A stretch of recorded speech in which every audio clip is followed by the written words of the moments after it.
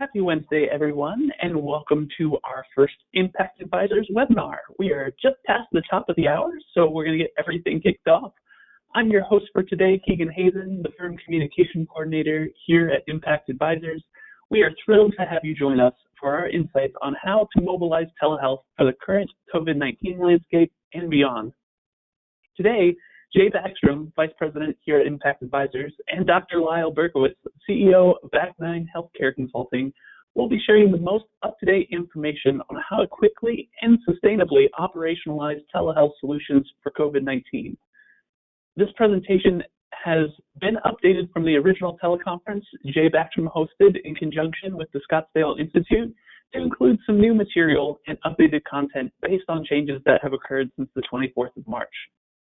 Also, today we're excited to welcome Dr. Lyle to the conversation as he shares his experiences as a digital health expert and former Chief Medical Officer of one of the nation's largest telehealth medical groups, MD Live. If you have questions during the call, please enter them into the GoToWebinar question box, and we will do our best to address them during the Q&A session at the end of the presentation. And if you run into any technical issues during the call, please email me at khazen@impact-advisors.com and I will assist you. My email will be in the chat box. Jay and Dr. Lyle, thank you both so much for sharing your time and expertise with us today. We are excited to hear what you have in store for us. All right, thanks, Keegan. This is Jay Backstrom. Again, I'm Vice President with Impact Advisors. Just to give a little intro for myself, and then I'll have Dr. Lyle Berkowitz do the same. I've had a background in specializing in telehealth for about the last 10 to 12 years, primarily helping clients plan, design, and establish telehealth programs and services across the U.S. And then as COVID hit, a rapid shift to helping clients mobilize, telehealth for their immediate needs that they have. And then also, planning for how to sustain these services, for the future as they come out of COVID. So looking forward to share some of the experiences that we've had with regards to clients that I've worked with, and also, Dr. Lyle that he's worked with. And Lyle, would you like to give a little background on yourself? Lyle, we'll come back to you. Want to address the technical difficulties. Keegan, why don't you go ahead and move on? If Lyle comes back, we'll come back to him. All right. Okay. So for today's agenda, we're going to talk a little bit about what the current situation is very briefly. Most people that are attending understand what that is, but just to kind of frame it up, I'd like to introduce a recovery model that we've developed to kind of help illustrate kind of where things are today. It's a three-stage model, and really talk about how this is going to impact healthcare, how this crisis is going to impact healthcare, and specifically telehealth in the future, and creating the new norm. So we'll talk more about that, and then specifically get into what clients are doing today in mobilizing telehealth for this crisis, what types of services, and then specifically how to best operationalize these services to quickly meet the demand. So what that means is, while many clients, may approach telehealth in more of a methodical approach in everyday normal times, during this crisis, there's just not the luxury of that. And so, there has to be some ways to rapidly deploy solutions instead of maybe months, doing it in days or weeks. And, and my involvement with my clients in doing this, wanted to share some of the experiences with regards to how to do that, and then leave you with a recommended plan of action going forward. Okay, next slide.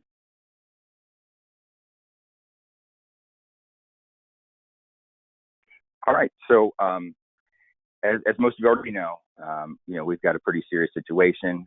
This is an unprecedented event that's occurred, at least in most of our lifetimes. So, every health system is mobilizing across the U.S., to deal with COVID. Focusing their services on and care on COVID. I think that, everyone's realized that telehealth become kind of a frontline tool for addressing the remote care needs and social distancing and care distancing needs that are required, to prevent the spread of this virus. and figure out, what tools to use and how to use them and what's readily available has really been the focus of most institutions across the U.S. So therefore, organizations are having to quickly pivot. And almost all organizations, have done this and are doing this today. But how effectively they're doing that and how quickly and how well they're mobilizing, may vary from client to client. So we're going to share some of our experiences and possibly best practices in this area. Next slide. So introducing this recovery model, which is basically, stage one is where we're at today, crisis management. The timeline there, 2 to 3 months, is not meant to be literally taking, that every client will go through a 2 to 3 months. It's basically just to illustrate a framework for general time frame that most clients are going to be, spending during this crisis and dealing with mobilizing solutions, specifically in telehealth and mobilizing solutions to provide virtual remote care and ways of distancing providers from their patients to protect not only other patients but the healthcare workers and providers themselves. I think also then there'll be a stage two of this when everyone kind of as this bell curve goes past its apex and it's on its way down. There'll be a pause and basically a gathering of cleanup and integration, and basically, I'm calling it recovery and resilience. We'll talk about each one of these in detail, but it's all really setting up what we believe will be the new normal, because this whole crisis is going to create a paradigm shift of will change where care is delivered in the future, and it's all establishing what will be the new normal and going forward. So we'll talk about each one of these throughout the presentation. Next slide. So stage one, we've already talked about some of this already, but I think the impacts are that, organizations have rapidly shifted towards COVID type of care. Elective surgery has been postponed. They prioritize their care and focus on COVID patients, and specifically on how to provide remote care solutions, as we mentioned before. This has created escalating capacity demands, not only on the staff, but the technology, whether it's, you're suddenly putting up, a wealth of video conferencing across the organization and within the hospital, and impacts to, Wi-Fi and bandwidth and network bandwidth. And then obviously, as everyone's aware, kind of the impacts to beds, inpatient beds and ICU beds, but also supplies. Telehealth, we're going to go into the specific services, but in general, there's been a lot of there's been a lot of need for COVID specific telescreening, triage type tools that we'll describe later in this webinar. I think also that, from an outpatient standpoint, office-based care had flipped almost overnight to telehealth and virtual care. And, this put a real strain on organizations in trying to respond to that almost immediate demand, where, I think many organizations have seen 10 to 20 times, the volume of virtual care that they were seeing prior, to COVID and this crisis. And now you had instant demands, not only for the technology, but for the training and, marketing support and collateral and use tools. And it put a strain, throughout the organization in getting these tools, and whether the organizations had available tools and what could be distributed. And so many clients were deploying whatever they had. I think within the hospital, there were many virtual care tools that were being utilized, whether it's, virtual rounding for inpatient beds or the ED or, ICU monitoring, or even text-based tools that we'll talk about later in this presentation. Okay. We're going to come back to stage 2 and stage 3, because we really want to focus on next really how to really mobilize and operationalize solutions, for the crisis that we're currently dealing with today. So if you can go to the next slide, Keegan. All right, so the next 2 slides actually focus on some of the more common solutions that we're seeing, and this is also based on the experience that I'm having and working in the front line with a client and actually, assessing and determining, the right solutions to fit the needs that they have and deploying them again in days and weeks versus months. So this is not to show every type of telehealth solution that can be deployed, but the more common ones. I think COVID patient screening and triage tools have been very popular. For example, at one of my clients, there's a solution you can get fairly inexpensively that's COVID specific. It's like a chatbot solution that you can put on your website for COVID specific screening of symptoms. It does not interact with a physician. It's just meant to provide education and direction for patients and will help triage either to guidance on whether to go to the emergency room, urgent care, contact your primary care provider, etc. But these tools were rapidly deployed by there's multiple vendors in the market. One of them we worked with was Giant is one. There's multiple. Again, I'm not promoting any one vendor, of course, but that was one that I was directly involved in deploying for patient screening. There's also asynchronous care solutions where you're again, from a website perspective, you have an application that's running that can collect information, it asks questions of the patient. That information then, the questions will then adapt based on the responses by the patient, and then we'll take them down a pathway in collecting information about their current situation, their current conditions, and then that information is forwarded to a clinician who would then review, determine a course of direction, and then respond to that patient either via video or text, in providing either care direction or triage. So there's multiple different things and tools that can be used, but these are pretty common for at least for COVID patient screening and triage. And keep in mind too, a lot of these tools, the vendors that are providing these tools, they didn't have COVID specific tools, prior to COVID. So these were rapidly developed on their end too. But these platforms can do a lot more than just, COVID specific symptoms and triage. And so, we're going to come back to this point later in the presentation and basically how we're going to create a new norm and setting a foundation, and how these tools are going to benefit the organizations in sustaining themselves beyond this current crisis. Primary specialty care, this really is meant to be more, not COVID specific, but just that, patients still have ongoing care needs, that at this time during this crisis, trying to keep patients out of physician offices as much as possible, keep them home isolated in many cases. So, having the tools provide virtual care for primary specialty care needs became immediately important. Whether these were for med checks, lab or radiology results review, routine symptoms that they're having, cold, flu, et cetera. These patients still need to be provided care. It's just that it was an immediate demand to have this done virtually. So, the physicians rapidly adopted these solutions almost overnight in providing virtual care to patients. Virtual rounding, within the hospital became very important, just to distance the providers from the patients. In many cases, this could be within the inpatient inpatient bed environment. This could also be in the ED.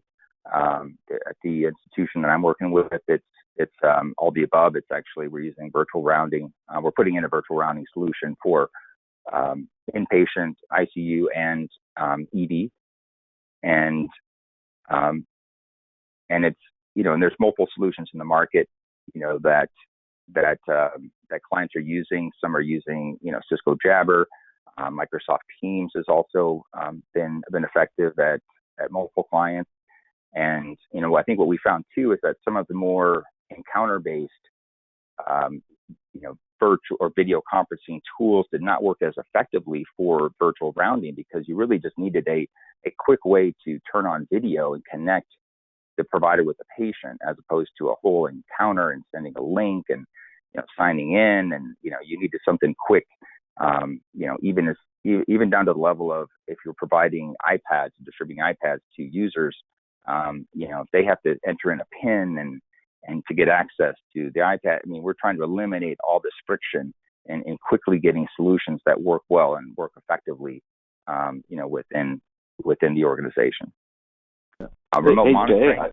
Jay, can you hear me now? Yeah, I can hear you now. Hey, so Lyle worked with. Hold on. Yeah, go ahead, Lyle. So, to quick intro for everybody, I am a primary care physician who's been involved in telehealth both at my medical institution in the past, Northwestern, as well as chief medical officer at MD Live for the past 2 years, which I left there at the beginning of the year, but also consult with a lot of other folks. And I wanted to point out, this is a fascinating example, sort of innovation at play in the virtual rounding space. Like overnight, we've talked about this for years, but I've been on some listservs where people are talking about using baby monitors to place in the rooms, simply so that the providers from a few feet apart can actually communicate with the patients without having to go in and expose themselves. I read about an Israeli hospital where they were providing the patients with medical devices. They actually do their own blood pressure, listen to heart and lungs, etc., so that they can do the physical exam from afar. And other places where they're using sensors on the hospital bed to detect any deterioration of clinical care. So it's fascinating how quickly, both in the inpatient and outpatient space, we found technology is rarely the barrier. It's often more social, cultural, and reimbursement issues that have held us back, and this has provided a way for us to explore a lot of very interesting opportunities that, as we'll talk about later, will become the new normal. Yeah, thank you for that. Good examples, and I think also, in virtual rounding, just that term almost implies like it's it's for the telehospitalist is doing rounds, and that is absolutely true. But in the case of with this COVID crisis that we're going through, it's also extending it out to like the nursing stations, because nurses need to communicate with the patients too, and so we're deploying it not only for the hospitalists but also for the nurses for communication purposes. All right, thanks. So remote monitoring, very important during this crisis. Hospitals are trying to keep patients out of the hospital unless absolutely necessary that have COVID symptoms. So being able to monitor these patients remotely really drives the demand for, whether it's remote monitoring or, virtual check-ins. It's very important, depending on the severity of their cases. For remote monitoring purposes, it's really been 3 areas that I've seen, which is, monitoring their oxygen levels, their temperature, and their respiratory functions for those that have been identified as at-risk patients. And then obviously triaging them to the hospital if certain thresholds are reached, with regards to those biometric devices that they're using. Okay, next slide. Okay, great. All right, so additional services that are either are popular or becoming more popular. Behavioral health, that's a big growing demand, almost from a ripple effect from patients isolating at home. Additional behavioral health needs need to be met, whether it's psychiatric, psychology, or overall behavioral wellness. Organizations are putting in general behavioral health counseling for certain patients, especially the aging population who are isolating the most. There's also, some that are putting in emergency response services for screening and triage of patients with behavioral health psych symptoms as a way to triage those as these things develop, just kind of given the ripple effects of isolating at home for some of us. Inpatient teleconferencing, again, used for various purposes, but just, providing video connections with the patients for multiple needs that we kind of previously spoke about. Messaging tools also being very, very important, finding more efficient ways of communicating with the patients, whether it's, care-specific needs that can be text-based or text with the patient, or whether it's, discharge instructions or home care instructions. It's clients that are looking at, various messaging tools out there. And I'm not talking about like text messaging on your phone, but it is a messaging tool, but it's a healthcare specific application that could be used, for this purpose, whether it's, companies like Ease or Telemedic, or others that do these types of things. Some of these are one-way communications between the provider and the patient. Others may be two-way. But again, it could also be to the family members, of the patient that's in the hospital. But finding multiple ways of communicating remotely, just to further provide distance for caregivers. Like I mentioned before, there's many others. Tele-ICU is very big. That's a very different type of telehealth solution. It's very focused on, monitoring patients in ICU beds. And some organizations have this, some do not. But those that do obviously are benefiting from distancing the caregivers in the ICU rooms and be able to monitor the patient's vital signs and different monitoring that they're doing on the patients. And that could also extend to the nurses that a client I'm working at, they have an EICU solution where they have intensivists that are sitting in front of a big monitor bay of monitors for all the patients that they're monitoring. But then the nurses that would that work those ICU floors, especially like the respiratory ICUs, they need a way of seeing this information also. So we found ways of extending, the display of patient monitors to like iPads and workstations in the nursing station, so that they can view these along with video of the patient, so they can observe the patient, communicate with the patient as well, to kind of limit their exposure. There's other tools too. There's even like a COVID virtual hospital, where you're basically setting up like for example, in this virtual hospital, you may have the first floor. Again, this is virtual, so it's a first floor where you're segmenting your patient population with COVID symptoms. Where the first floor is basically you'd have daily calls to the patients, while they're in their home. The second floor of the population of patients there may be more severe symptoms, and so you may be doing remote monitoring of these patients by specific biometric devices. But a way of just kind of segmenting the population and managing them virtually as opposed to within the brick and mortar facilities that you have. Okay, next slide. All right, so let's talk about how to really mobilize and operationalize solutions. And so I wanted to kind of just give you an approach. This is something that I'm using at one of my clients right now, for this very purpose. You clients have to move quickly. So you're going to need to develop a SWAT team or, a Tiger team or, whatever you want to call it. But it needs to be a cross-functional leadership team that can really move quickly in mobilizing solutions and deploying them rapidly to meet the immediate needs. You're going to need to identify and catalog what you have available, today, not only just telehealth type of solutions that are more traditional in nature, but also, communication tools and communication and text messaging and screening tools, triage tools, anything you have, WebEx, Zoom, anything. You really need to understand what your capabilities are, so that you can basically map what needs do you have in the organizations to these solutions. And then I think also you're going to need to have an operational model that will allow you to deploy things rapidly, which I'll speak to in detail what that really means in an upcoming slide. You're also going to need to have a really good understanding of all the policy and reimbursement changes that have occurred over the last 4 to 6 weeks. And there's a lot of information flowing around. Some of it's not that easy to read and understand, and you really to have somebody or resources within the organization that really keep up with this on a daily basis and fully understand it and have real clarity on how to navigate these, and so you can maximize reimbursement and also understand how to limit liability and properly deploy these solutions in a safe manner. And then obviously you need to be able to effectively test and deploy them. So let's talk about these in more detail. Next slide. So the SWAT team, what we called it, and so I'm actually leading a group of this, at one of my clients.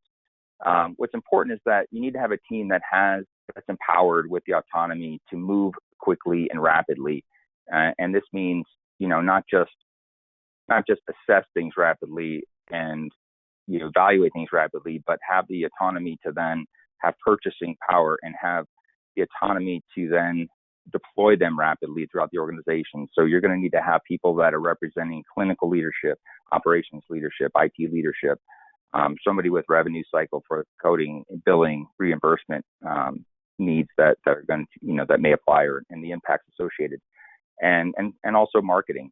Marketing is going to be key, because while you're rolling these things out rapidly, you're going to need to effectively communicate this to the organization internally, but also then to the patient community in many cases, make them aware so that you're maximizing adoption of these things as you roll them out. I think also, at the organization I'm working with, we have a digital health resource, that's rapidly trying to align the experience of this, for patients, consumers, physicians, clinicians, in trying to optimize that as much as possible. I mean, we don't have the luxury of time, but there's little tweaks that can be made to try to improve the overall experience. So we have an individual that's looking at, across all of these solutions, how to best deploy these, whether it's, how we're aligning these applications and tools, within the website that they have as an organization, or how it's, how are certain solutions being deployed in conjunction with, the other systems that the clinicians are using, and the overall experience. So, depending on whether you have someone like that, a digital health focus, I think, is going to be important to ensure, experience. Hey, I wonder, Jay, with the folks you've started working to, are you seeing this type of team being it's cross-functional? Is it in sort of a 3 to 5, 5 to 10, 10 to 15? Is there a pure leader, a czar, and are they meeting, once a day, twice a day, once a week? Have you seen any best practices on that? Yeah. I guess I can't say I can't say if they're industry best practices, but I can say that it's working well for us at the client I'm working with. So what we have, to give you an example, our task force is comprised of, I think we have 6 people, including myself. So we have myself, the CIO, the Chief Medical Information Officer. We have a physician leader that's in charge of transformation across the IDN. We have a digital health person. We have a strategy representative, he's a senior guy at strategy, and then someone from rev cycle. And then we pull in people as needed, with regards to marketing, in our case. And so we have basically daily meetings. That we're using kind of an agile approach. So we have sprint meetings every day for an hour, where we review basically what are the top priority initiatives that we've defined that we're focused on. And so it's usually a list of 4 to 5. So maybe, at one time it was patient screener, for the website, which we've completed. It could be asynchronous care solution. It could be, one-way text messaging for physicians to patients and family members, things like that. And then we're tracking them on a daily basis, identifying very prescriptive, action items each day of, okay, what's the progress? What's the status? What are the action items? Who's got it? Who's responsible? And when's it going to get done? What's our target go live date?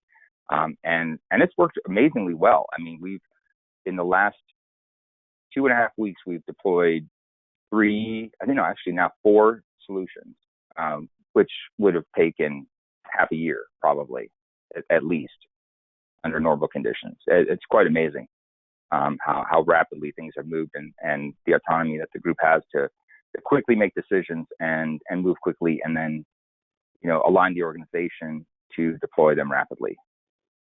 So I think a lot of people sort of talk about it as a wartime type of philosophy, that everything, really is. Whether it's COVID-based or other, our decisions are happening quickly. And I have to say, everyone I talk to, of course, in the innovation space, is super happy about that.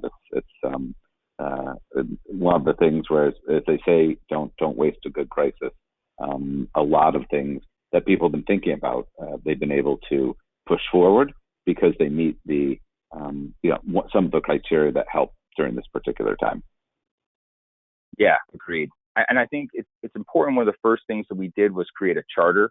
And while I think we all knew kind of what the focus of our group was, but it was important to align that governance of this, and how we were going to operate and get things done quickly. And so, like, I think many organizations probably have this too, is like a COVID command center, that organizations use, for funneling and focusing all COVID related care and activities, and dealing with this crisis. And so, we would basically, they would be kind of our checkpoint on, getting approval of this. And that group meets daily too. So it worked well as far as timing goes. We identified a solution need. We identified a solution to fit that need. We then would take it to the COVID command center leadership group. We'd get it approved by the next day. And then we would work with the vendor on designing it and deploying it, and then off and run to the next initiative.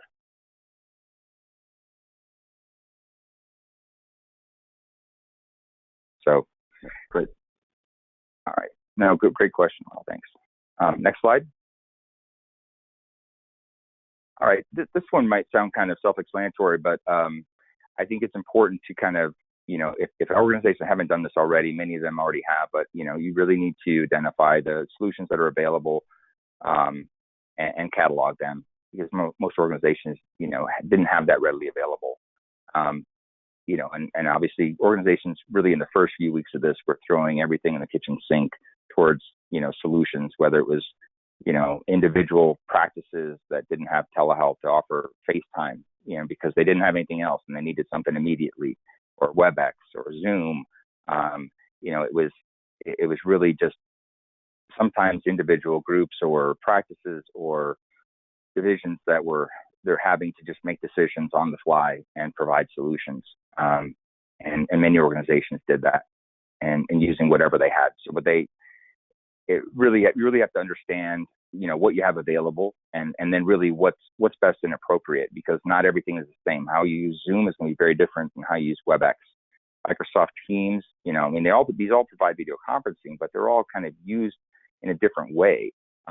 With Zoom and WebEx, you're sending a link to start an encounter and a virtual visit session. With Teams, you can just kind of basically, effectively just kind of turn it on and be seeing the person that you need to communicate with. And so some work better for other situations. In my organization, for rounding and for extending telepresence, between patients and providers, it was just, we originally thought we were going to use WebEx, but it was too clumsy for that purpose. Not that it's a clumsy solution, it's just that it didn't work well there was too much in the setup and prep, from both the provider and the patient to get that session going, because it was on-demand sessions when they needed to do it. So it was like, okay, now I got to schedule this, I got to send a link, then the patient's got to click on the link and check all these things. They just wanted something that could just turn on. And so, again, depending on the need, you got to. I'll add, Jay, we've seen I've talked to a ton of different health systems and providers over the past 2 weeks. And what's interesting is it's ranged from some places where they really emphasize phone. They say, don't use video, it's too complicated, we don't have time for this. Just convert your office visits to a phone visit. And if you need video, then consider one of these: Zoom, WebEx, MS Teams, FaceTime, even WhatsApp. Interestingly, they'll put a little asterisk if you do use a FaceTime or WhatsApp type of application.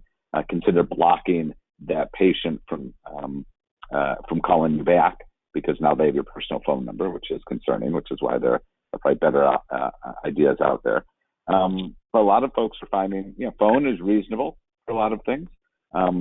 The issue is whether there's something visual that needs to be done. Can you send it via photo?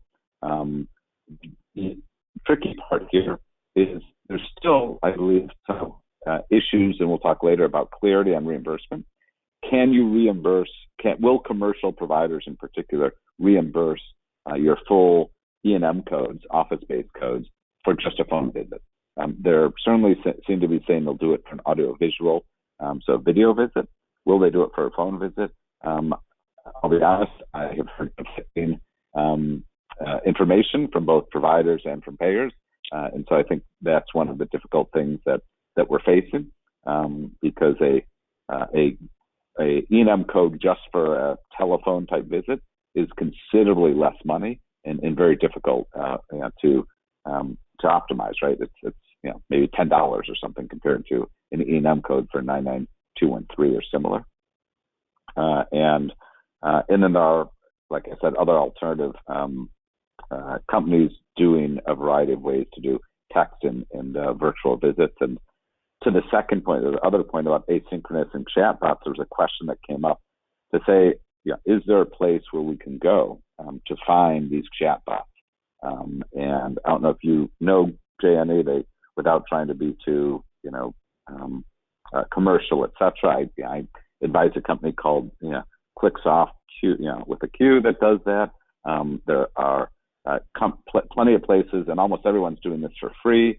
Your EMR vendor, your patient intake vendor, your many other places you can look at, even for CDC, Walters Clear, Hearst.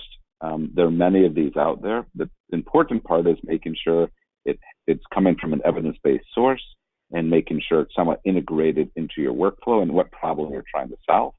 Are you trying to just direct patients as to what to do, how they should handle it, and decide whether or not to call in, or are you trying to capture information to then transfer into your system to let the doctor make the final decision? So those are some of the things that you have to think about. And I don't know, Jay, if you have any that you would recommend. Like I said, the question was without overly promoting any specific platform, are there any that you've seen that have been successful? I've worked with a company called Giant, GYANT. They have a COVID-specific patient screener chatbot solution. Again, I'm not suggesting that is the best solution in the market. That's the one I've worked with, as part of this with a client of mine, and they've been happy with it. I know other organizations have used it too. So, like Dr. Berkowitz said, I would encourage you to look at,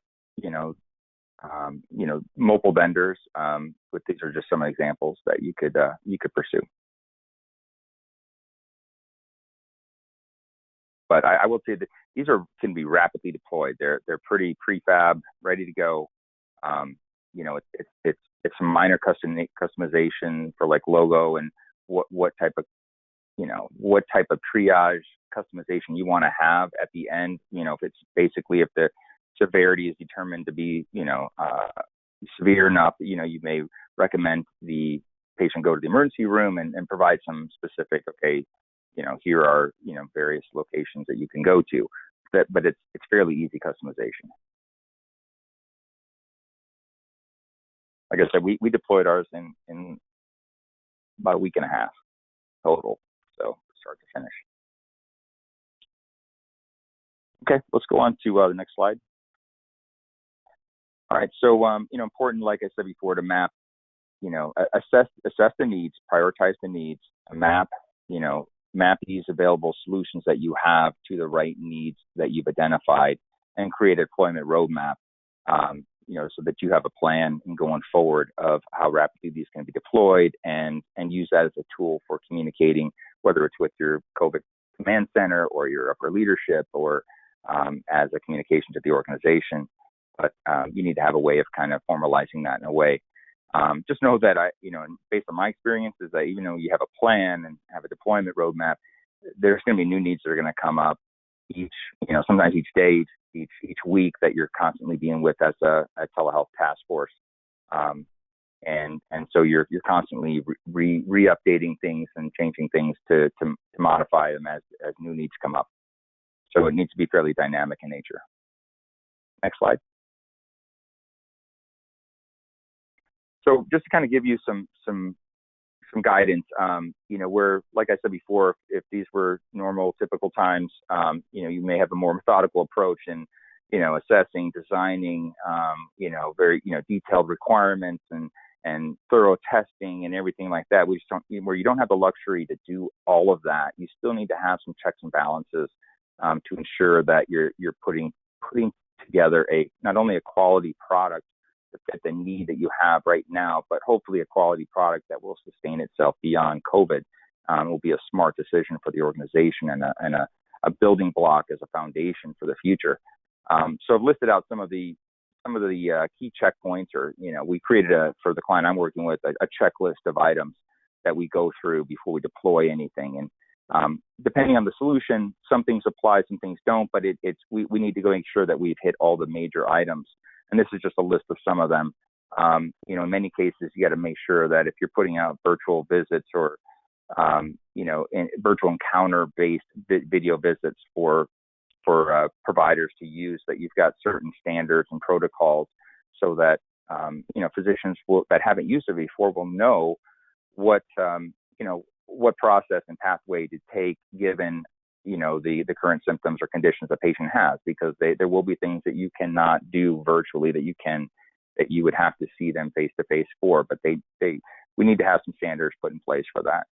I think also one thing that is important, that when you're rolling this out rapidly, especially with virtual visits, that I've seen become kind of a sticking point, is that for providers or physicians that are used to working in an office, and they'll have a nurse or someone else go and prep the patient and see the patient before they come in. I mean, when they come in the room to see the patient's ready to go, things are prepped up for them.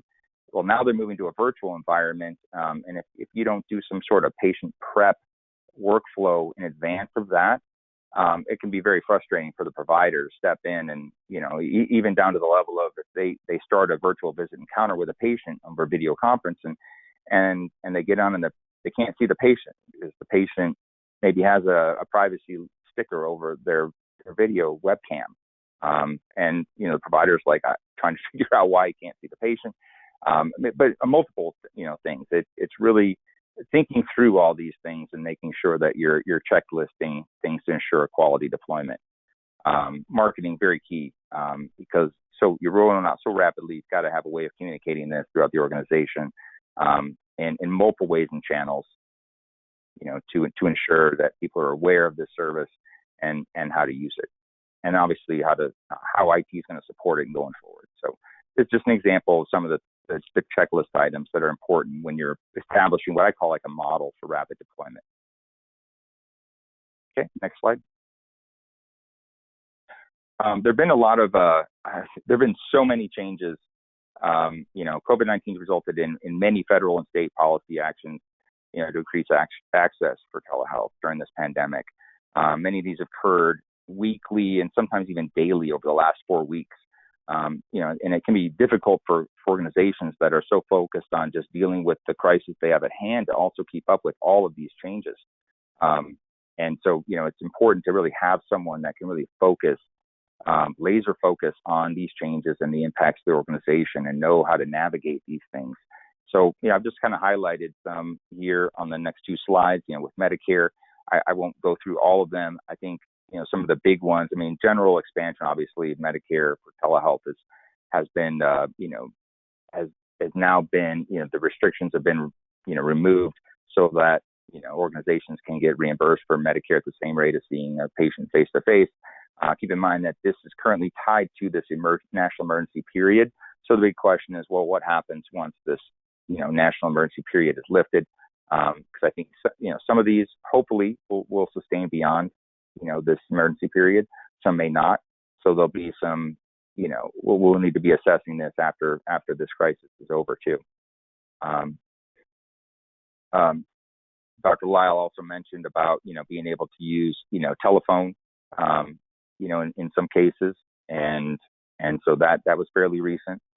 And I think even as early as Monday of this week, the HSS is allowing, is allocating funds from the stimulus package to pay hospitals for the care of uninsured patients.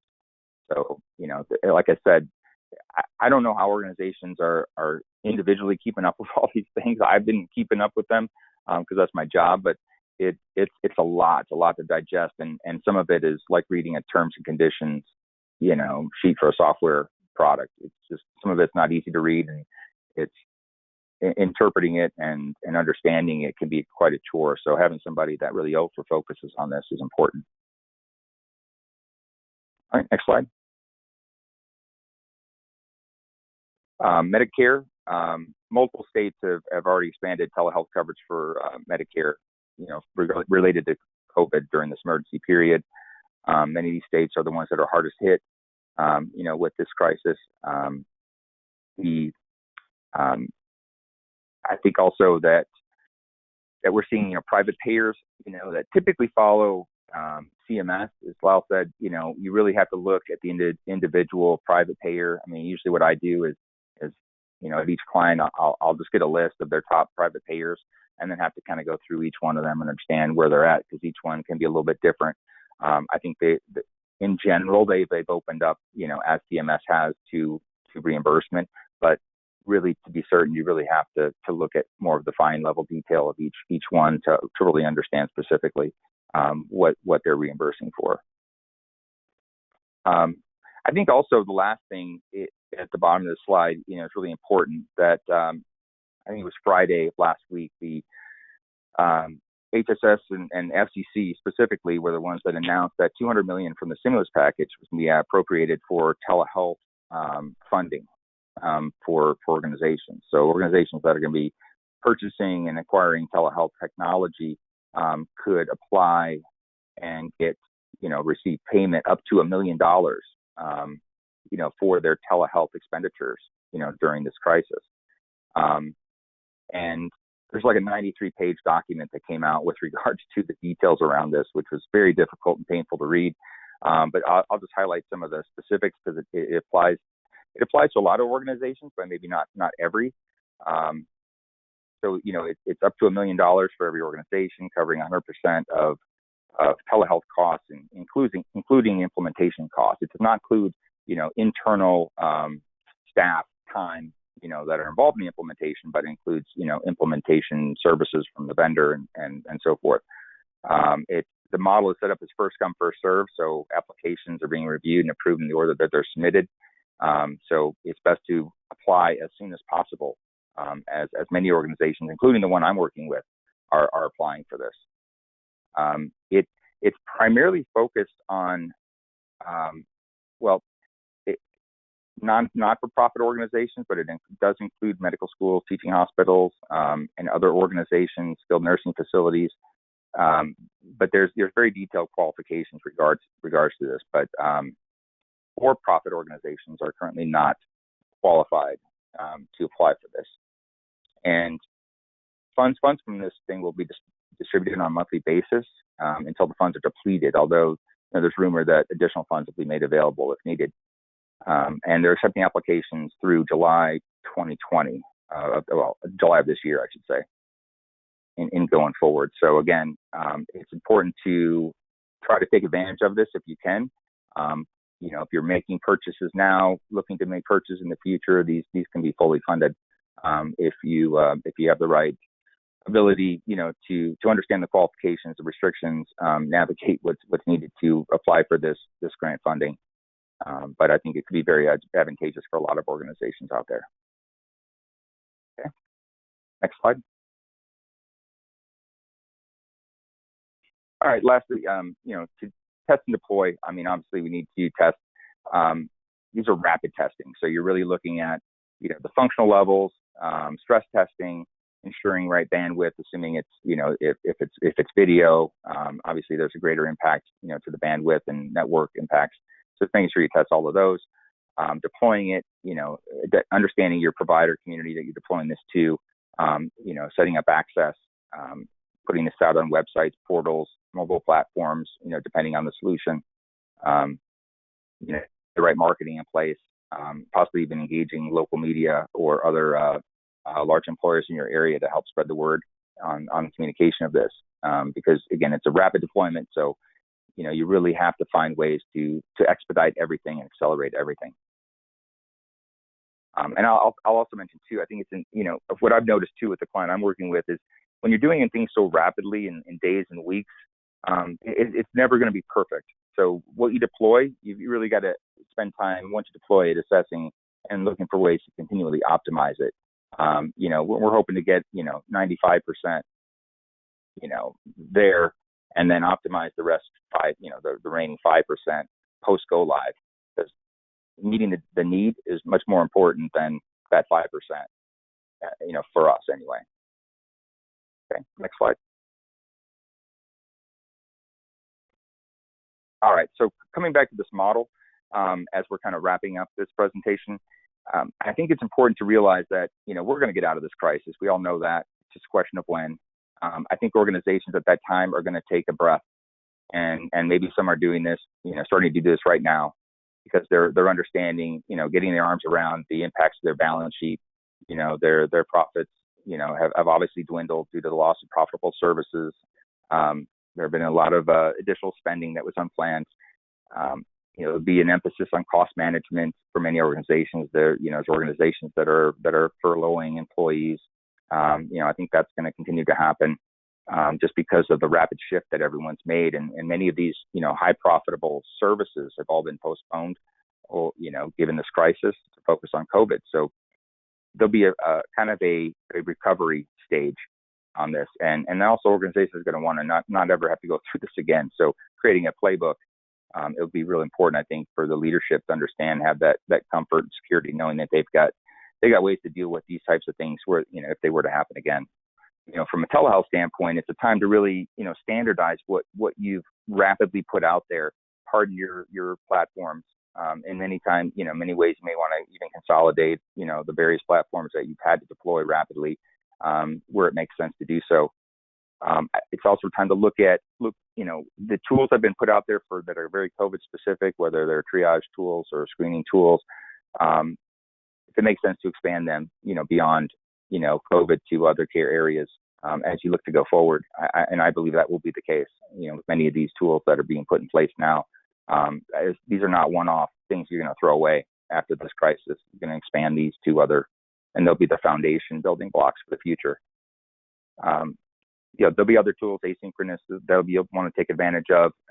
There's going to be, I think, also a need to have a better way of managing these things as we rapidly move to a virtual environment, without much thought of how we're going to manage this and going forward. It'll be a time to think about how you're going to manage this, and having some either analytics or reporting capabilities, not just from a product solution standpoint, but across the platforms. Because you're going to need to understand, virtually, how are you managing your operational metrics, your clinical quality benchmarks, understanding the usage, patient wait times for virtual visits, and understanding the patient provider experience overall.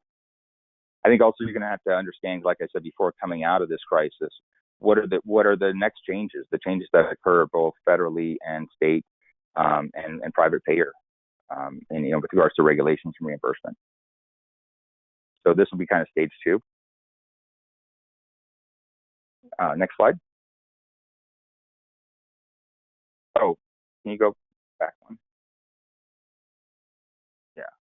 Sorry, I didn't notice you're on that one already. The new normal. The new normal is important. I think we're all curious what the new normal will be.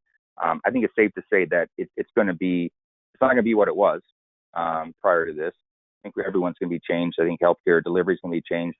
We're going to see more of a virtual environment embedded into healthcare delivery. I purposely did not, call out a separate telehealth thing, because I think telehealth is going to be embedded into healthcare delivery. Telehealth may not even be a term that's used anymore. It's just healthcare delivery, and it's just, similar to the banking industry, where years ago everyone went to the bank to get money, or to transfer money, or deal with their savings and checking accounts. Now, it's all, electronically done, or ATM machines. It's not a separate thing. It's just banking. So that'll be healthcare. I think out of that, we're going to see impacts to, the workforce, the clinical workforce, for, whether it's direct or non-direct care staff. I think, and because of that, we're going to have to adjust our staffing compensation models based on that. And I think also with regards to changes to the brick and mortar facilities, especially for routine care or chronic care management, just based on how care is being provided today during this crisis, some of that's going to definitely continue beyond this crisis, where, we're going to be providing most of that type of care, virtually. Okay. And last slide. So just to kind of wrap up, I think it's important that, organizations have to pivot right now if they haven't already. Got to find high impact, low friction solutions to meet the needs.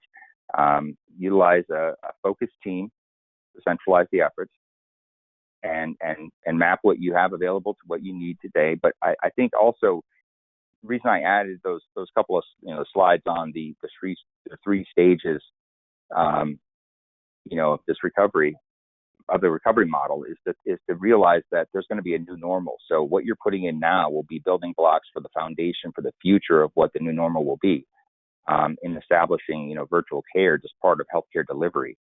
And so I think out of that, you're going to need to, once you come out of this crisis, is having a new type of SWAT team that focuses on the stages 2 and 3, because there's going to be so many changes coming out of this crisis that organizations will have to again pivot to understand how to leverage what they had to put in place at that time that needs to change and will need to evolve and become building blocks for the future. And Jay, I'd emphasize, I think there might have been a word to be very careful about. I emphasize importance of this future forward thinking SWAT team should be established today, not after the crisis, right? Yeah. This is something that, and Jay and I were having discussion about this earlier, as to whether it's the same SWAT team that is working on the crisis versus a new one. I think there may need to be a blend, that you may need to identify some folks who can really think about the future, because this is a huge crisis. This is now, I believe, the leading cause of death in America.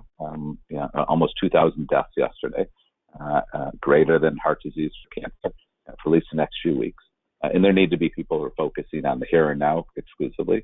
In the same way, you need to have a team who's thinking about the future. This is going to dramatically change healthcare, and whether it's telehealth, automation, as we said, whole business models, whole care team designs will be different. And the winners are going to be the ones who are thinking about it now and starting to prepare, and then coordinating with the current SWAT team, because there are decisions that may need to be made that may have repercussions. Everything from expanding offices to how many doctors are working from home versus in the office. There are many different factors that are going to be involved. I think Jay walked through a great operationalization plan for today, that hopefully everyone has learned something here. So appreciate all that you brought to that, Jay. And I know we're sort of running out of time. Looking at questions, we tried to answer a couple within these. I know someone mentioned if hospitals' bandwidth limitations are going to be an issue. I've not seen that, just because a lot of folks are using a combination of things. The bandwidth has usually gotten better. I don't know if that's been a concern you've heard or seen, Jay, in terms of using telehealth, particularly maybe within the hospital, as all the patients are using it. We've had, I know other organizations I've been involved in, where they set up a separate internal sort of intranet Wi-Fi and external patient Wi-Fi, and that there may be bandwidth limitations there at some point. But I think technology's gotten a lot better. Has that been an issue you've seen or heard about? It's been a concern. It hasn't been an issue in the organizations I've worked with. Oftentimes it's just kind of resegmenting the bandwidth to focus on the areas where you're going to need it most. So it's not just general bandwidth across the hospital. You can really segment it to build up the bandwidth in the areas like the ICU and patient covering some of the patient room areas that you have COVID patients, to really focus where you're going to be using video the most. And haven't had any issues with the clients I've worked with, but something to take a look at on a client by client basis.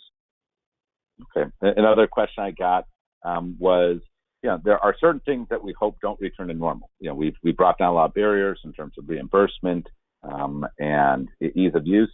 Are there certain things that will need to be reclosed? What do we think they've done today? For example, probably I'd suggest the HIPAA security stuff. I think that will be reclosed. I think that